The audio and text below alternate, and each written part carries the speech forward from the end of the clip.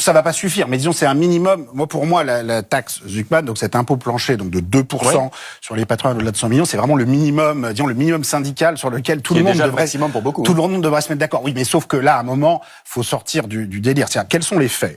Si on prend les 500 premières fortunes de France, qui sont en gros les 1800 contribuables au-delà de 100 millions d'euros, parce qu'il y a plusieurs personnes par famille, plusieurs foyers par famille. Mais en gros, les 500 premières fortunes de France, d'après le magazine Challenge, valaient collectivement 200 milliards pour ces 500 personnes en 2010, valent aujourd'hui plus de 1000 milliards, entre 1000 et 1200 milliards, donc ont été multipliés par 5 ou par 6. Et ces personnes n'étaient pas pauvres en 2010, par définition. Donc ça a été multiplié par 5, par 6. Bon, vous voyez bien que le produit intérieur brut, le salaire moyen, ou même le patrimoine moyen des Français, n'a pas été multiplié par 5 ou 6. Donc c'est une progression de 7-8% par an.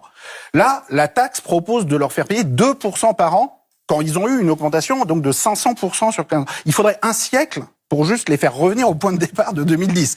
Donc on est vraiment sur quelque chose, oui, de minimal, je le répète. Mais pourquoi c'est un tabou alors ? Alors, parce qu'on a des forces politiques, en l'occurrence ce qu'on appelle maintenant le bloc central, enfin qui devient de plus en plus restreint. Et je pense qu'il y avait des nouvelles élections, ce bloc central deviendrait tout petit. Confiscatoire, inefficace, mais là, à un moment, et ça ferait fuir aussi. Quand on a ce niveau de déconnexion par rapport à la réalité, ça devient quand même très grave. C'est-à-dire que vous avez des gouvernants qui viennent devant les Français dire voilà, tous les retraités au-delà de... Alors leur cible avec François Bayrou, c'était 20 000 euros par an, donc 1 600, 1 700 euros par mois.